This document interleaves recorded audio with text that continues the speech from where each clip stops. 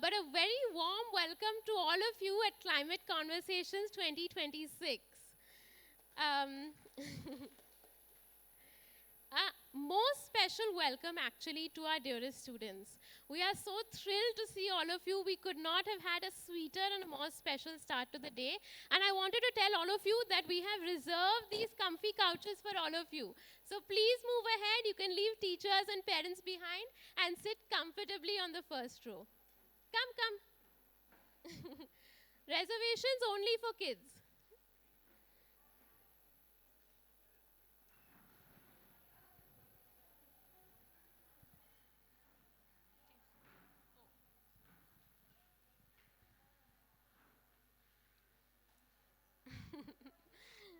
So we bring you the stream Climate Conversations at HLF that is put together by EkoGalaxy. EkoGalaxy is a platform for climate education. We're the UNESCO Greening Education Partner, and we work with schools in India and Europe. The founders of EkoGalaxy are Shreyas Sridharan here and myself, Urvi Desai. And essentially, it is our dream to build nature-rich futures for ourselves, for all of you, especially for all the little ones, but also for the rich, the life-sustaining biodiversity that we are so lucky to share our planet with. Thank you all for being here. Before I introduce our very first session and speaker, EkoGalaxy would like to begin with an acknowledgement. The land on which we gather once belonged to our city's rocks, trees, insects, birds, and countless other living beings indigenous to this land. We acknowledge this in the spirit of solidarity, humility, and a respect for our shared existence on the planet. All right, so the very first session of Climate Conversations 2026 is Beyond the Nilgiris, Uncovering the Hidden Stories. It's a workshop by Priyadarshini, Panchapakesan. She's a children's author, teacher, and storyteller. Her books, The Myth of the Wild Gore and The Guardians of the Forest, blend adventure with environmental themes and inspire young readers to care for their homes. What is your home?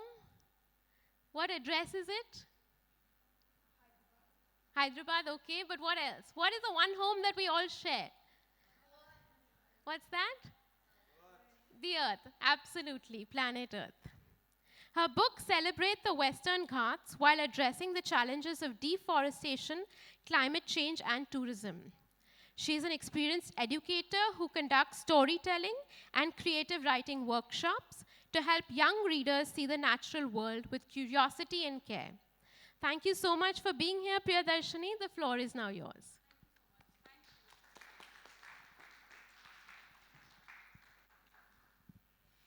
A very special thanks to both Shreyas and Urvi for organizing this, for having me over here as a speaker as well. And a very warm welcome to all of you. And again, I see one of my students here, so I'm really, really happy about that, right? To begin with, just a disclaimer, this is a workshop, so it's going to be very, very interactive. And at any time, please feel free to stop me, right? I want there to be a lot of interaction between me and you, and I want all of us to have this conversation together, right? So to introduce myself, this is Priyadarshini here, and I'm an eco-fiction writer. I write children's literature, right? Welcome, Ms. Zai. Thank you for coming, right? So to get started, right? I'm just going to get started, and then we'll have our conversations as we go along, right? So, very quick question. Identify these brands, right? Okay, so that was very quick, much quicker than I expected, right? Apple, Nike, and Dove. So we are very, very familiar with the brands that we see around us, right? In fact, more familiar with these than the plants, the animals, the biodiversity around us, right? So that's why I wanted you to do this quick activity. And moving on, identify these animals, right? Ms. Zai, I know you would know these, but for the rest of you, do you have any idea what these animals are? Right, that's the Nilgiri tar. Could you tell me a little bit about the Nilgiri tar? Sorry? Is that a baboon? Okay, good guess, but I'll come to that. An orangutan, mountain goat. Who said that? Yeah, good. All right. Any other guesses? Do you know their specific names? Not quite? Sorry? Yes. So I'll be talking about that, right? So these, sorry? A lion-tailed macaque, okay, that's right. I'm really happy you guessed that one, right? Okay, the first one is the Nilgiri Sholakili, right? I should have chosen a better picture because they can sometimes get confused for the Nilgiri flycatcher. And the Nilgiri Sholakili is an endangered bird, right? And what is common to all of these three are they are endemic to the Western Ghats, right? The second one, the Nilgiri tar, also endangered. It is the state animal of which state? State animal of the Nilgiris, I'm hearing. Excellent. State animal of Tamil Nadu, right? And of course, now it's endangered. So is the first bird, which is the Sholakili, right? The third one, somebody already gave me the answer, which I'm very happy about because this is actually a lesser known one, right? It's the lion-tailed macaque, right? And I want to actually play an audio of the bird. So if the tech team could help me with that, right? I just want you to listen to how sweet it sounds. Could you play that again, please? Yeah.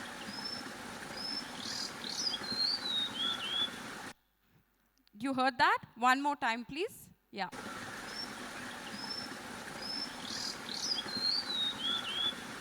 Yeah, it has it has a very sweet melody. And what is common to all these three, and why I wanted to show you this is because all these three are endangered, and a large part of it is to do with, habitat loss, right? And habitat loss is due to many, many reasons, such as invasive species, and also because of urbanization, right? But that's one of the common things. But the reason I wanted to do this activity with you is because sometimes we know more about the brands around. Sometimes we know more about, which kind of t-shirt I'm wearing or which shoes I'm wearing. But sometimes we're very ignorant about the kind of environment that we live in. The plants we see around us, the animals we see around us, the birds we see around us, right? And sometimes, even it surprises me as well. This is actually inspired by an Instagram story I found a couple of days ago. And something similar popped up on my Instagram where it showed me different brands on one side and different leaves on the other side. And I was shocked to know that I was more familiar with the brands than the leaves, right? And why have I chosen this? Because I'm from Kodaikanal, Tamil Nadu. I'm from the Western Ghats. I was born there, right? And Ms. Zai, I grew up reading your book, The Andaman's Boy, right? So, yes, so it's a very special place for me. And all the work that I do revolves around the Western Ghats. And I write books for children based on the plants, the animals, and everything else related to the Western Ghats, right? So, but this might have amazed you, right? Many of you were familiar with the Nike logo. Many of you were familiar with Apple. Many of you were familiar with Dove. But when I showed this, it took a moment for you to realize that, wow, I don't know the plants and animals and the birds of my own country, right? Because all of these are endemic to the Western Ghats. We are quite ignorant of the kind of nature and the biodiversity that exists even within our own country, right? And that's quite shocking and sad at the same time, right? Moving on. Right. So don't shout it out, please. Think about it, and I might actually call somebody here, right? Guess the bird, okay? And there's a reason I'm doing this. Mountain range across Tamil Nadu, Karnataka, Kerala, very easy. It's called the Blue Mountains because of the wonderful bloom of the Kurunji flowers and atmospheric conditions, right? Very easy to guess. Anyone wants to try? Yeah, the girl at the front. The Nilgiris, okay, of course, very special because they also, they border all three states, right? Tamil Nadu, Karnataka, and Kerala. And it's a biodiversity hotspot, meaning a lot of plants and animals found nowhere else in the world are found here, right? Let's move on. Do not shout it out, right?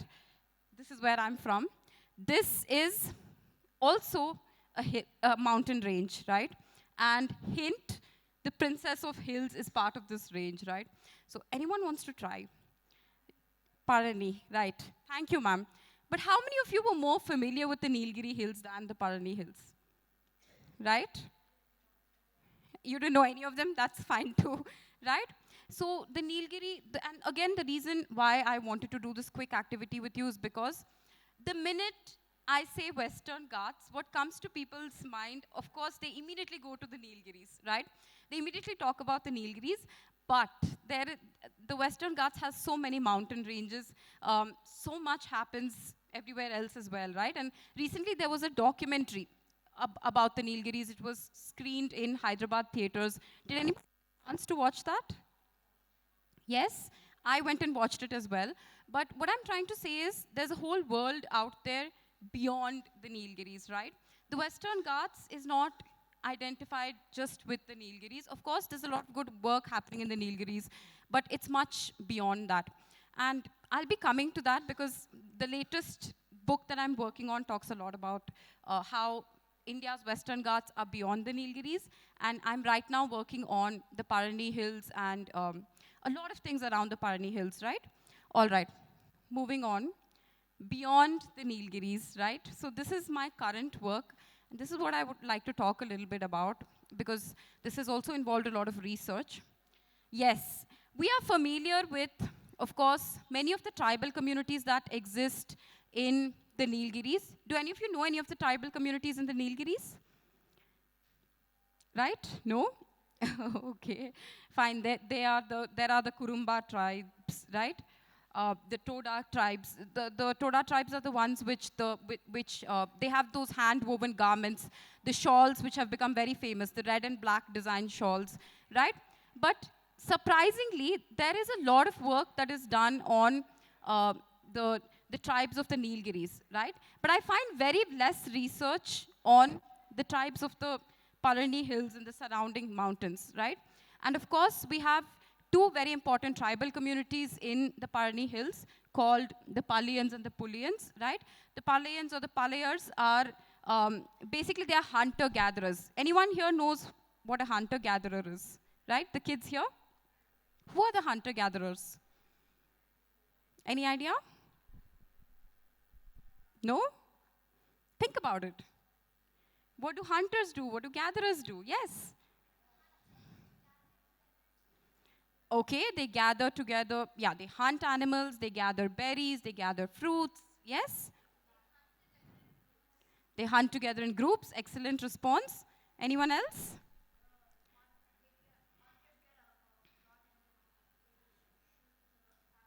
Okay, the hunters, fine. So they hunt animals.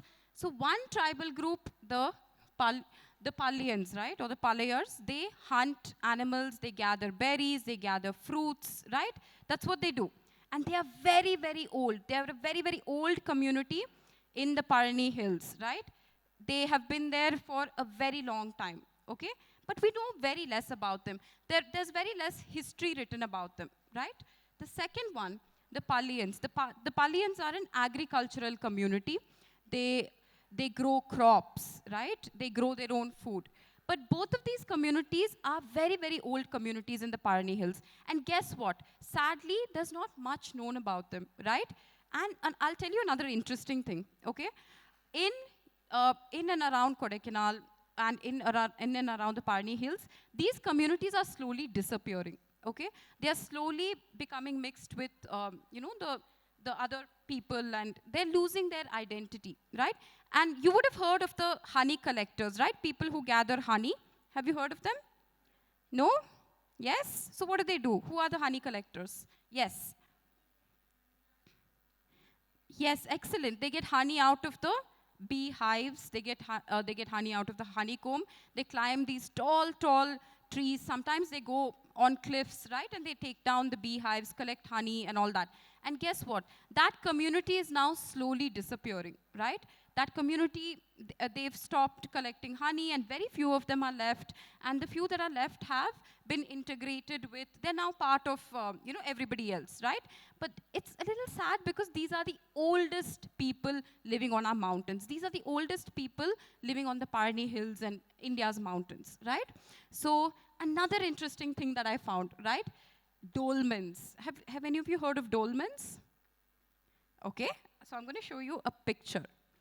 Can you see the first picture? Yeah? So what do you think it looks like? Have you ever seen anything like that? Yes. Sorry? Okay, that's really interesting. You went hiking and you saw them? Yes? It looks like rocks, yeah? What do you think those rocks could have been used for? Yes.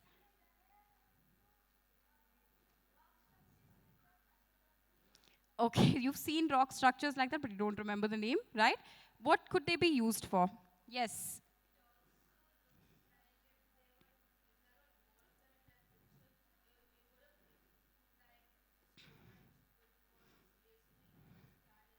Okay. Right. Yes.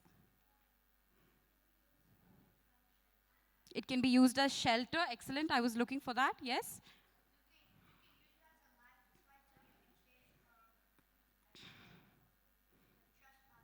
Okay. Very interesting. Now, these dolmens, right, they are around 2,000 years old. Okay. And imagine, we know about these kind of structures. We know about these structures that exist in Europe. But do we know about the dolmens that exist in our own country, in our own mountains, in the Western Ghats, right? So in my research, and I've visited a couple of them as well, I discovered quite a few things about them, right? The dolmens, it is known that they are around 2,000 years old, probably even more than that. And they were used by the early communities to create signal fires, right? So they would build fires as signals to communicate with each other. Because 2,000 years ago, do you think there were GPS phones and, do you think they could just call each other and say, hey, where are you? No, right? So they used it as signal fires. Some people believe that they're also burial sites, right? Places where, important people were buried, right? So there are people have discovered, historians have discovered burial sites beneath these, right? So they could be used for those as well, right? So this is all part of the work that I'm doing, part of my research. And it's amazing. The more I go into it, the more amazed I am by our own country and what it holds, right? Because when I first saw that structure, I was thinking, I immediately thought of Europe, right? Or the European dolmens. But I realized, okay, these are there in the mountain that I live in, around the mountain that I live in, and it was amazing. But we know very less about it. We know that there are very less history archives talking about these things, right? And that's where my research, I feel, is important, right? The second thing I find very fascinating is steppe cultivation, right? Can you see the steppes on that mountain? Can you see the picture? What are those steppes used for? Right, the boy there, yes. Sorry? Okay, he thinks those steppes are used for climbing. Anyone else? Yeah. To plant crops, excellent, thank you. And steppe cultivation was, it's a very, very ancient practice of cultivation, okay? Some people even say it was the Pulians who first started steppe cultivation because how does steppe cultivation help in the mountains, right? How are the mountains different from the plains? Why can't I just dig up a land and start planting seeds in rows? How does this help in a mountain? Yes? Anyone else from the audience? Yeah. Yes, what about you? Okay, for irrigation, it helps water reach the crops without flooding the crops, yes? Yes. Ma'am, it helps to reduce soil erosion. It helps reduce soil erosion, right? And it especially helps growing crops on the mountains because as water comes down a mountain, right, you know how a mountain is shaped, it helps prevent flooding of the crops, right? And this is an ancient technique of growing crops and agriculture. And it's really interesting because it is believed that it was the Pulians who first started this kind of agricultural technique. But that's, again, we don't talk enough about this, and there isn't enough research or history to actually unearth the significance of such things, right? And also, going back to my previous slide, yeah, myths and legends, right? I love myths and legends, and I grew up with some of them, right? There are very fascinating myths and legends in and around Kodaikanal. And the most famous one, especially after the Manjumal Boys movie, is the Guna Caves, right? How many of you have watched Manjumal Boys here? I'm sure a lot of you in the crowd, right? And Guna Caves became very popular after the movie. And sadly, a lot of people started visiting Kodaikanal right after the movie was released. So we had an overcrowd and e-passes had to be issued to control the crowd, right? And of course, Guna Caves is fascinating. They call it the Devil's Kitchen. And there are a lot of fascinating stories about that. But I'm also on the hunt to discover other stories as well, right? Madiketan Sholai. What do you think that's all about? Any idea? Yes? Okay. Right. Madiketan Sholai is a Shola forest in Kodaikanal. And I'll tell you what fascinates people about it, right? It is believed that if you go into the Shola forest, one would lose their mind, right? Because it is extremely thick with trees. It looks like almost it's going around, you are going around in circles when you enter, right? Sadly, I've only seen it from the outside because now you need permits to enter Madiketan Sholai. But the people who have gone trekking inside the Sholai say that it is so thick that sometimes it's very difficult to navigate through the Sholai.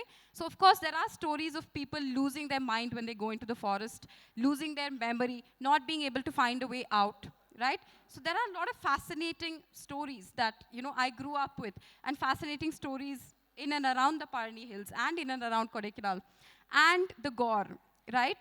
So this is one story that I wrote. Okay, so from my book, The Myth of the Wild Gaur, this is a myth that I focused on. One of the myths that I grew up with was that the wild gaur or the Indian bison, it is a very strong creature, right? And there were so many stories around it, especially when I was a kid. I used to hear so many people coming and telling me, hey, don't go too close to the wild gaur. If it licks your skin will burn away, right?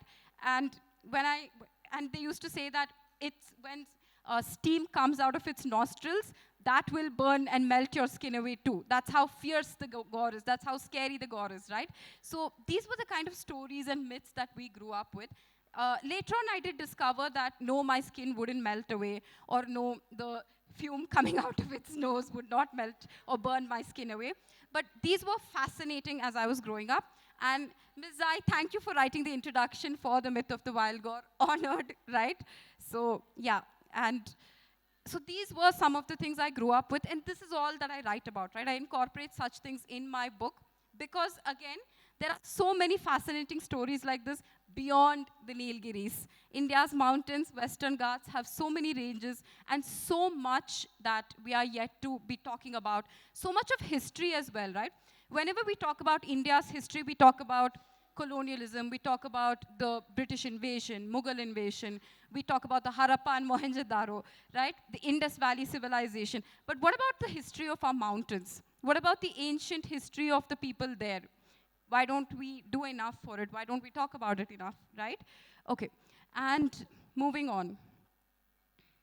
Okay, so how many of you think that environmental fiction is extremely boring? Who cares? Who wants to know about nature? Especially the kids here. Are you all okay? There are people. I'm glad that you're brave enough to raise your hand, right?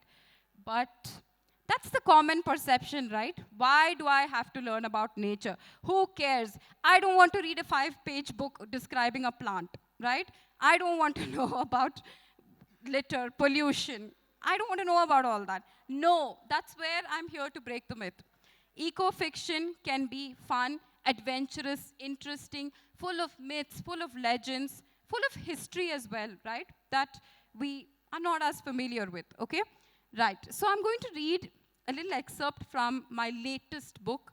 It's called Tulir's Stroll, and it's about a little girl who takes a walk, and it could be anywhere in the Western Ghats, really, but she takes a walk and she sees these beautiful plants and animals all around her, and she talks about them, right? So, any idea what this animal is? It's a squirrel, but specifically, okay, it's a Malabar giant squirrel, right? Now, in this is a poem that I've written about it, and in this poem, you'll see that I just haven't talked about this squirrel, right? I've talked about where it lives, what it does. I've brought in a lot of scientific facts about it as well, right? So I'm going to read this out for you, right? And then you can think about, is eco writing, nature writing really that boring, right? Okay. No, no, don't pull that. It is no rope, though long, thick, and dark. It is the tail of a Malabar squirrel, soft and fluffy like a feathery bed. She can glide above treetops and soar through the skies. Though not easily spotted, high above the branches she dwells. Her children are lucky, with multiple nests and beds. Her favorite food is fruit, much to a farmer's dread. Shola trees she loves to build her many nests, but has she not adapted to eucalyptus as well? There she goes for her afternoon nap. May the queen rest. Let's head back to land.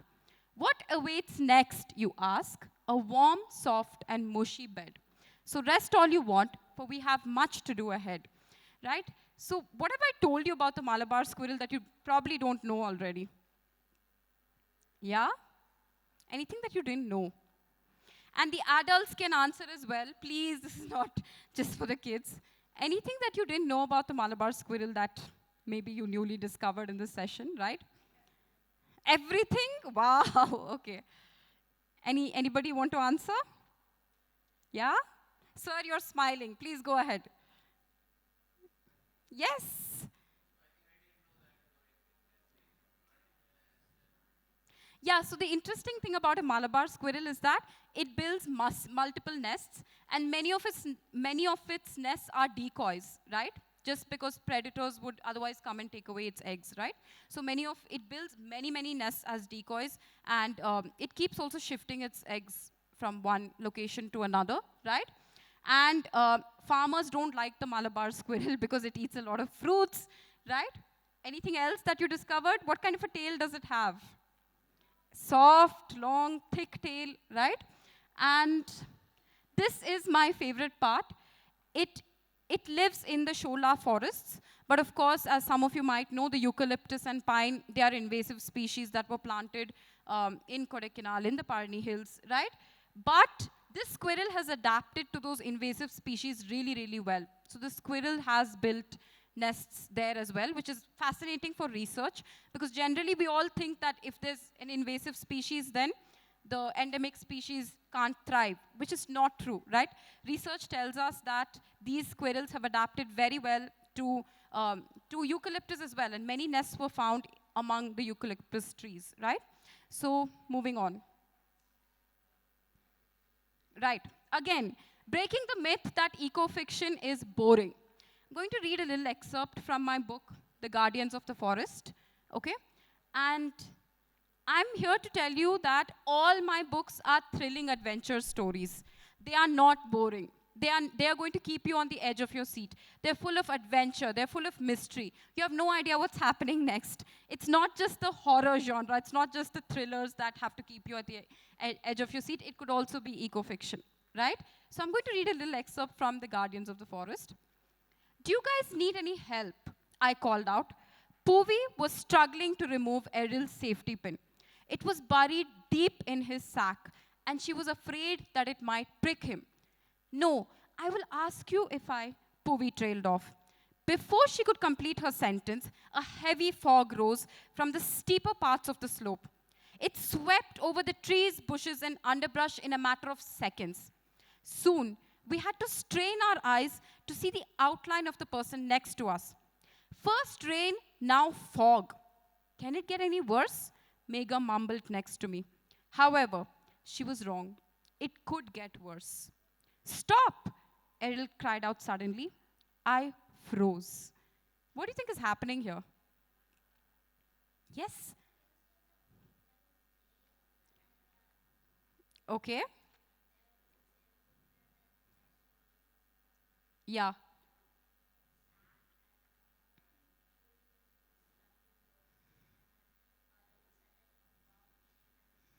Okay.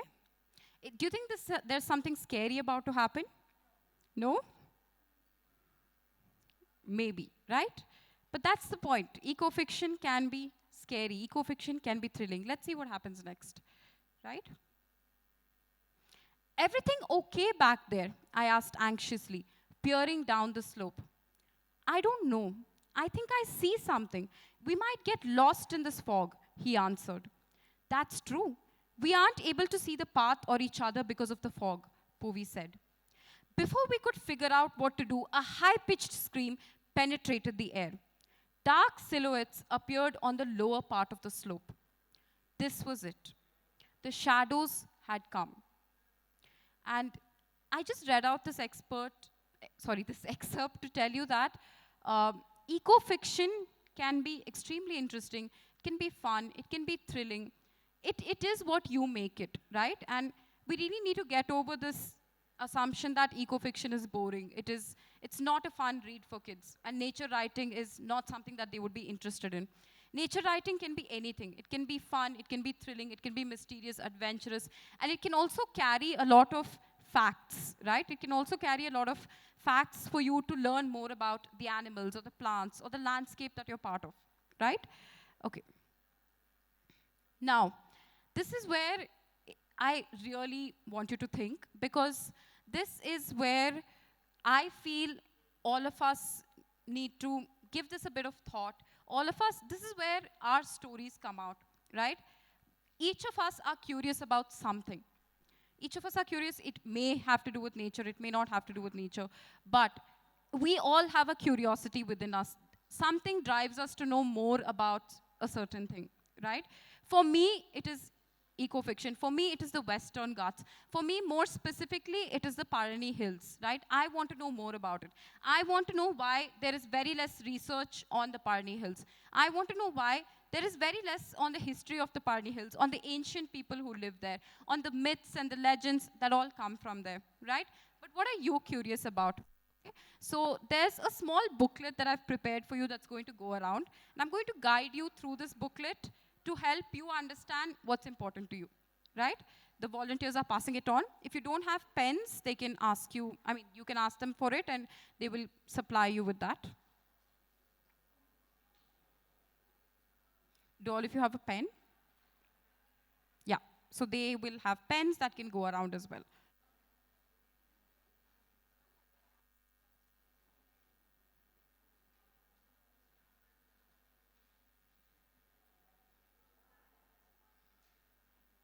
And you will be sharing your thoughts, right? So please feel free, feel open to share.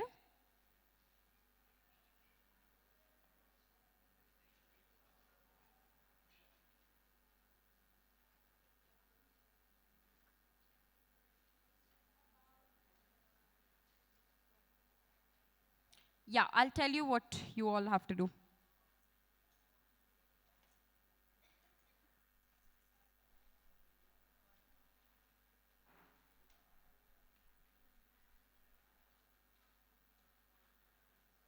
Do all of you have a booklet?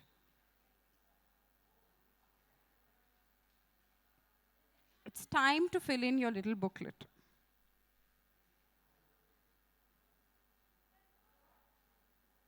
What's the first question there?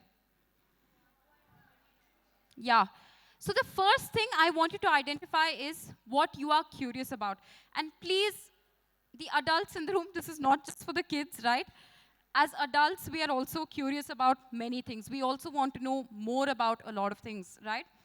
But the first step is first understanding what we know about that and what more we want to know, right? That's the whole starting point of any book that you might write, of any project that you might do, right? So, yeah. What do you already know about it, and what do you want to know more about it, right? So you can take a minute to fill that up, or at least brainstorm, think about it.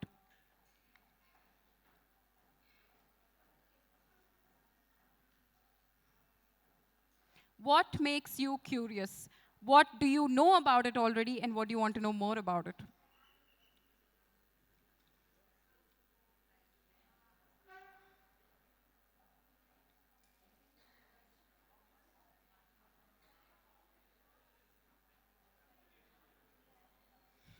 Are we all thinking?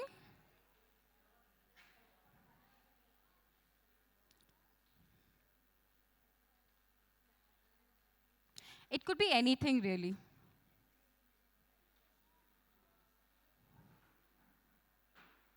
I would be happier if you guys write something related to nature, but not mandatory, right?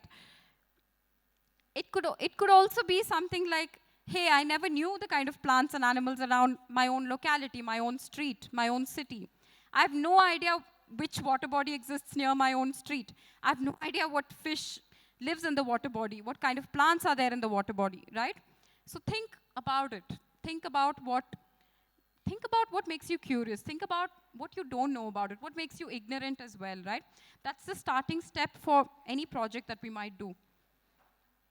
And again, it doesn't have to be restricted to just writing a book. You could be a filmmaker, you could be an artist, any creative field, really. Yeah. Again, I hope the adults are also working on this. Because sometimes as adults, we need a little bit of push to participate in these activities, right?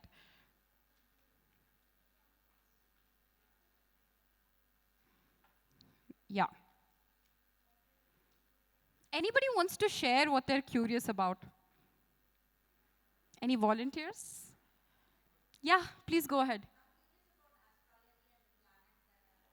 Amazing. Love to hear that. Yeah, at the back. Go ahead.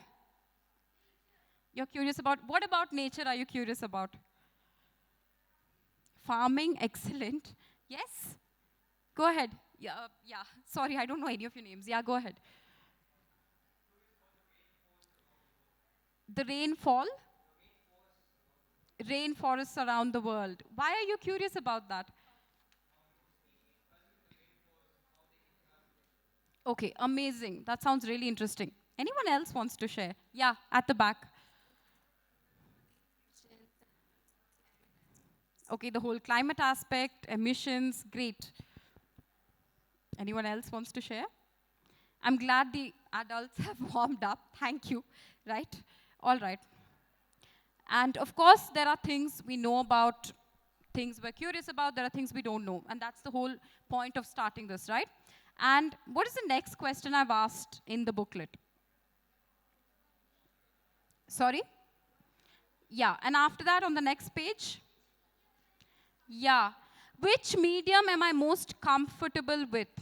We all have things that we are curious about. We all have things that, we want to know more about. But which is the medium that works best for you? So for example, for me, eco-fiction works the best for me, right? That works as the medium for me to communicate what I want to communicate. But what works for you? Is it filmmaking? Is it painting? What is it?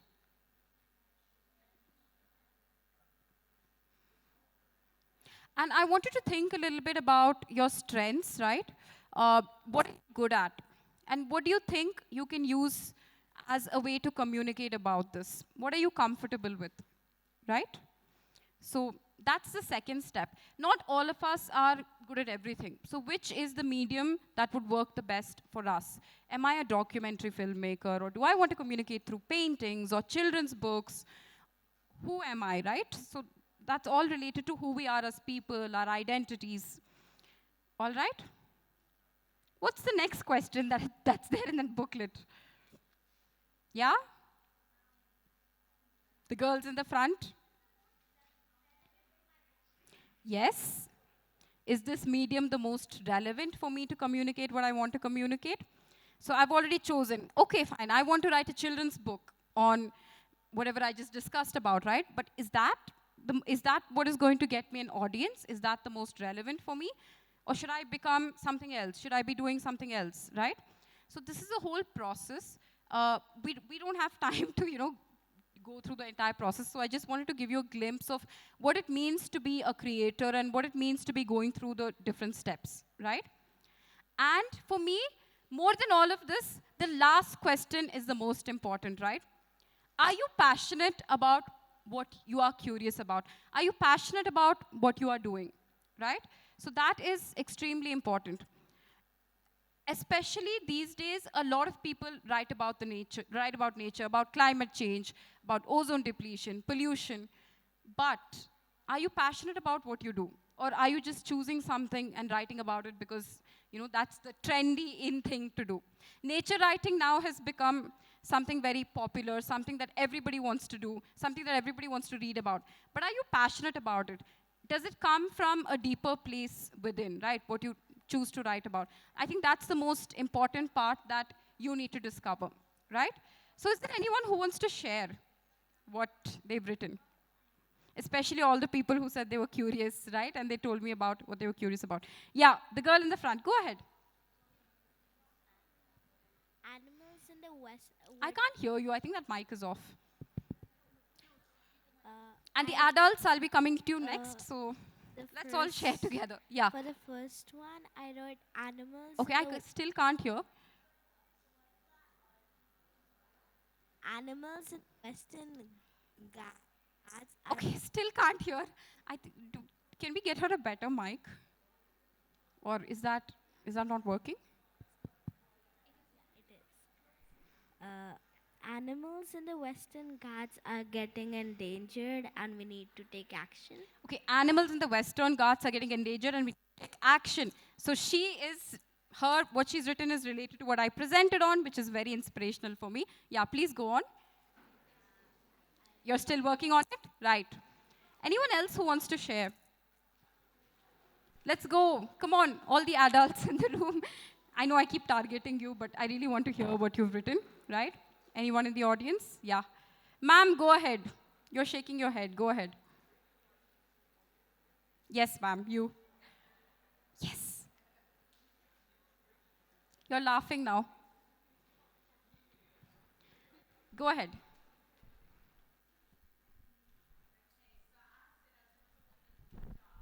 Yeah.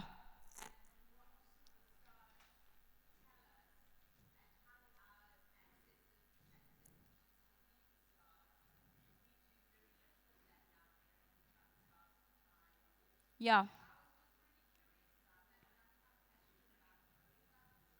Mm-hmm. Thank you for sharing that. Yeah, the ma'am at the back, I think she's raising her hand. Yeah. I mentioned about emissions as a whole, and I'm curious because I'm just done with my master's, so it's kind of important to grow in the professional space. Yeah. And also, as an individual, I'm passionate about stuff like this. So, Great. Thank you for sharing. Anyone else wants to share? What are they curious about and what are they going to do about their curiosity, right? Yes. Go ahead. Loud. Ma'am, can I tell what I with? Yes, please do. What I need to know and what I want to know is more about science, specifically physics, Okay. chemistry, and while Okay. Okay.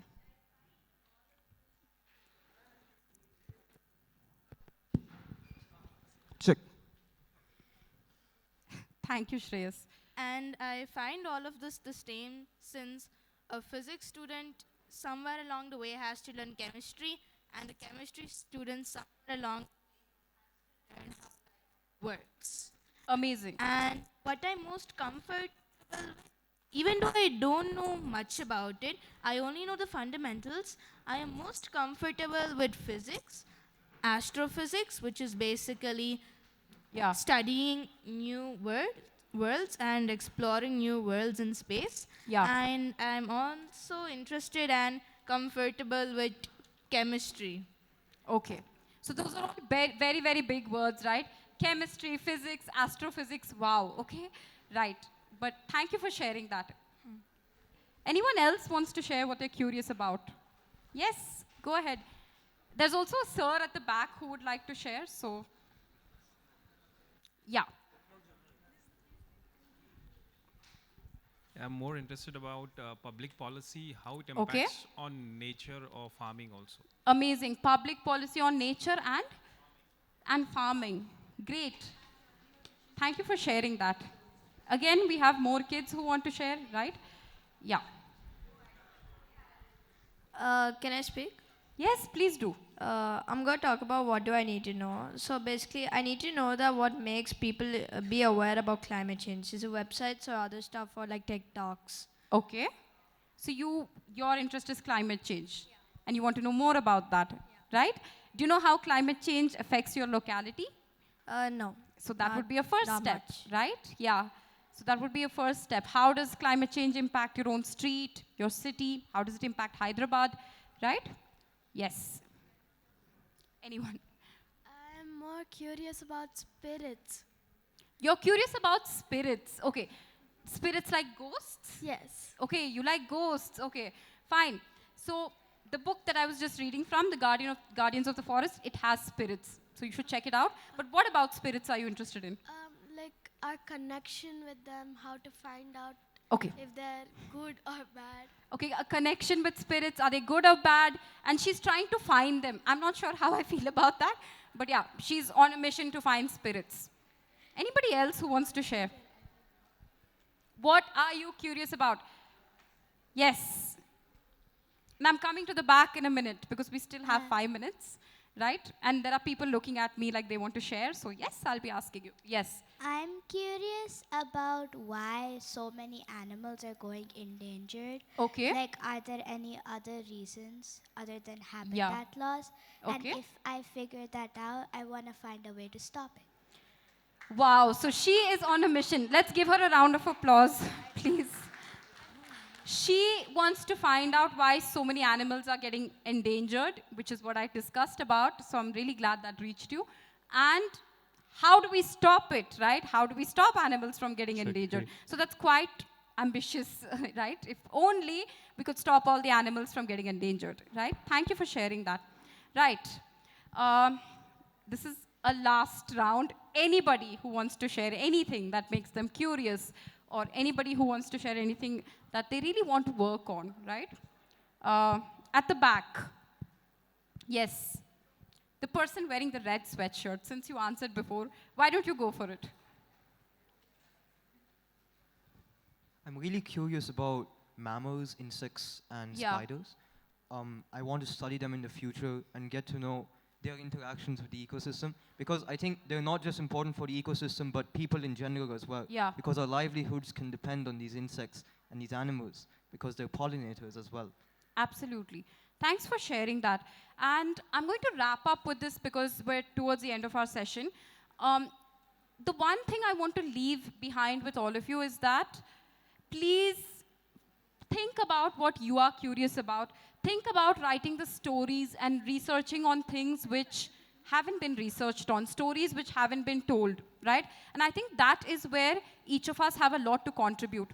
Like, for example, what I showed you, the Western Ghats, particularly the Parni Hills. And my entire talk was titled Beyond the Nilgiris because there are many more mountains in India, many more ranges that we need to look into. And it has ancient people with ancient histories, none of which has been recorded, none of which has been talked about, nothing which has been written about, right? And why do we always have to look outside when our own mountains have so much of history, so much of life, so much of biodiversity, right? So let's look at India's mountains. And please, let's look beyond the Nilgiris. Of course, our Nilgiris are very important, but there are many more mountain ranges that have a range of things that we can focus on, right? And I hope I was able to communicate a little bit about what I'm passionate about. I hope I was able to inspire all of you just a teeny bit to look into your own societies, localities, stories, and what you want to bring out as individuals. Thank you so much. This is Priyadarshini, and if you have any questions or if you want to interact with me after the session, I'll be open for that. Thank you. Thank you so much.